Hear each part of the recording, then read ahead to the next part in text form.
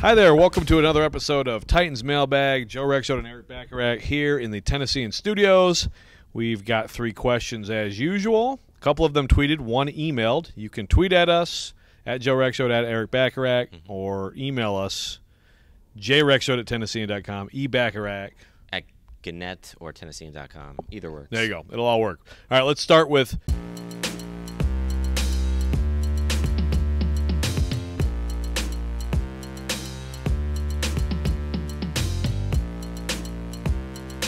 So first of all, I'm just going to say, Erik, when someone gets in concussion protocol anymore, I just assume they will be out for the next week. It doesn't always happen that way, but you saw it with Taylor Lewan. And so until something changes, I would just rule those guys out for the game against the Eagles. Yeah, I mean, concussions are tricky, kind of hard to predict, but I think what we saw with Lewan is pretty typical.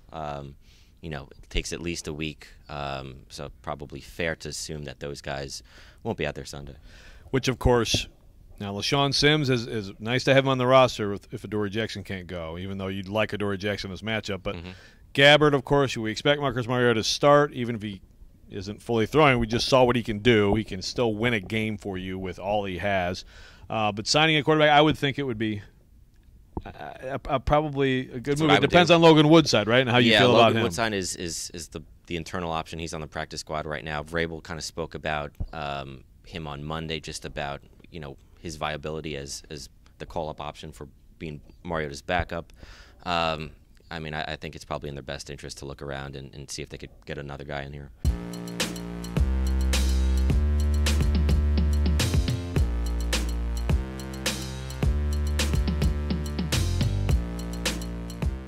And I'd like to know, Will, who these people are.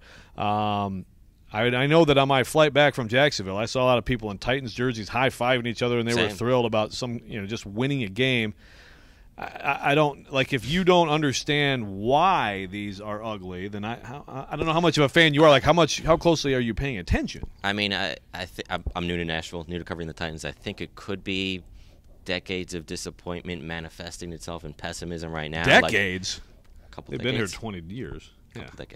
Yeah. Well, they've had some good teams in the past, but I think you may be onto something in terms of a bad stretch before this recent uprising. Kind of just looking at what they did, and there was a lot not to like about what they did, but you just went into the house of a Super Bowl contender and beat them kind of at their own game. So Titans fans should be really happy right now. Yeah, they should be excited because the defense is good, maybe really good, and the offense hasn't really been able to show what it is, but there's a long way to go, and it should get better.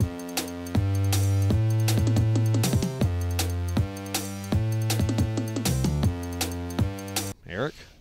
It looks like it. I think that's a fair assumption. Have you assessed all the other coaches? I have not, but he's a pretty chill guy on the sideline. Like you were talking about earlier, I think he's capable of probably one of the bigger explosions as far as NFL coaches go. Again, haven't evaluated the other 31 in that regard either, but he's pretty chill.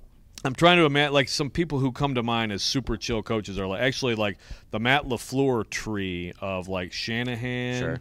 Some of the young, whiz kid. Like, if Matt LaFleur was a head coach, I can't only imagine him saying, "All right, let's go, guys. Here we go." Yeah, I think that would be his Vrabel's like the former player who's got some fire, but he does seem to have pretty good composure over there. He also, did you see his handshake with Doug Marrone at the end of the game? Yeah, I did. That was the fastest I've ever seen. It was like straight sprint and just touch his hand and gone. Yeah.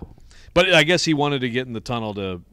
That's what he said. He wanted, he wanted to congratulate his the players coming in, which is cool. And I think all the players are really responding to that part of him, sort of the player in Vrabel that is still very much there. So no hug for you, Doug Marrone, and no love for the Jaguars. A lot of trash talk after this game. I'm already looking forward to December 6th. Yep. In the meantime, we'll have another one of these next week talking about the big game against the Eagles. Thanks for submitting your questions.